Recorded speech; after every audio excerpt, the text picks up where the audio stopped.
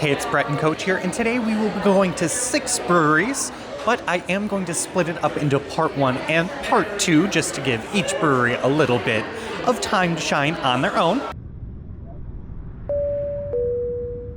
We are here at More Brewing for our first location, where I got 3 5-ounce pours. First up is their Kolsch, named Kolsch, coming in at 4.9%.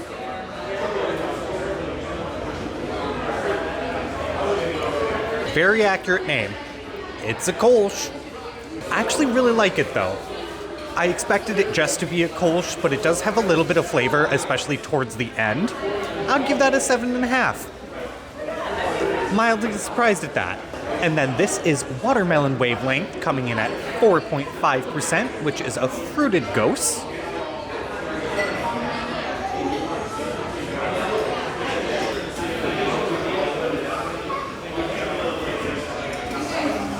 I don't necessarily get watermelon out of it.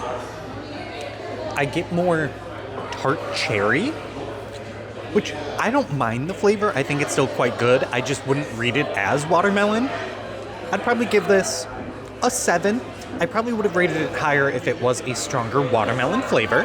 This is Chula, which is another fruited ghost, coming in at 6.5%.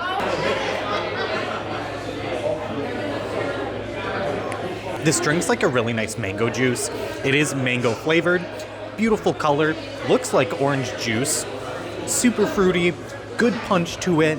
It does say it has a little bit of spice behind it, which I don't know if I'm quite picking that up, but I'd probably give this an 8. I am very impressed with this. So to have these as our beginning 3 beers of the day, very satisfied with that. More did very solid overall, but let's head to the next spot. And we have made it to Wolfden, grabbed another 3 tasters to try. First up, the most interesting, it is a Kolsch called Blue Gnome, which it actually has a blue tint to it, which comes in at 4.9%, and it's dyed blue using pea flowers. It has a subtle spice to it that I wasn't expecting. A little bready. I'd give this a 6 out of 10. And then this is Sons of Season, which is a Saison, coming in at 6.4%. A lot of S's in that sentence. It almost has like an oaky taste that I wasn't necessarily expecting. A nice spicy earth to it that's a little bit deeper than a normal Saison, but still has that Saison funk. I'd give this a 7.5. I actually really enjoy that. And this is Game Trail Trail Mix Porter, coming in at 5.4%. And it says that it has all of the flavor notes of trail mix. So think peanuts, dried fruit, cacao nibs, that sort of thing.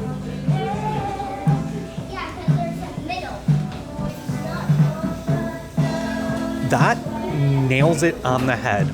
A good peanut nuttiness with some dried fruit in there and has a subtle chocolate finish. I'd probably give that an 8. I am very impressed with this. I was thinking it was going to be a pretty gimmicky flavor. Not at all. Wow. Good job for them. But I'm going to drink these 3 quick because we're on a little bit of a time crunch and head to our next spot. So we made it to Pollyanna Brewing, which will be our last stop for today for part 1 of this video. Make sure you subscribe so you do not miss part 2. Here we got 3 more tasters. This is Summerly, which is a raspberry wheat ale, coming in at 4.8%. Ooh, that smells good. If a sour and a wheat ale had a baby, it would be this. Light, fruity, refreshing, but still has a good wheat beer taste to it. But so far, I would say we are 7 for 7 for enjoyable beer. I would rank this 7 out of 10. And then second up is Key Lime Thinking, which is a lager with key lime, obviously, coming in at 4.7%. Subtle key lime scent to it. A little bit hazier than I feel like a normal lager would be.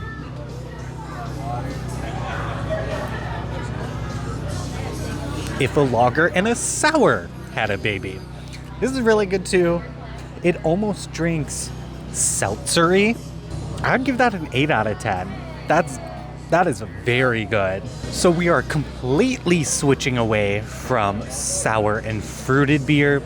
I am not even going to attempt to memorize this name because it is super long.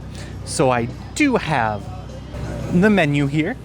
I will be trying Bourbon Barrel Aged Imperial Toasted Marshmallow Fun Size, which is an Imperial Milk Stout aged in Basil Hayden bourbon barrels with peanuts, toasted marshmallows, cacao nib, vanilla bean, and sea salt, culminating in a beer that is 13.5%.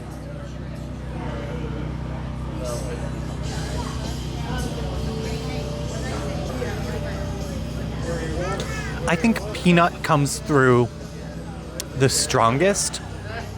There is a little bit of like a marshmallow creaminess to it, but I don't think it's at the forefront of flavors. I mean this in the best way possible.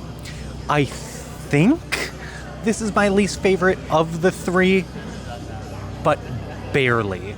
So if I rated this one, I believe a 7, this gets like a 6.8. Very good for a stout. I appreciate it. I just wish that some of the flavors on the menu came through a little stronger. Otherwise, delicious, good mouthfeel, good thickness to it. Glad it is barrel aged. Haven't really heard of Basil Hayden when it comes to bourbon or bourbon barrels, so that's at least unique. I am going to enjoy these three for sure here at Pollyanna, but this wraps up part 1 of today. So make sure you like, comment down below where you think I'll be going for part 2 in this area, as well as hit the subscribe button. But I will see you next time at the next brewery. But after that, I'll see you in Coach.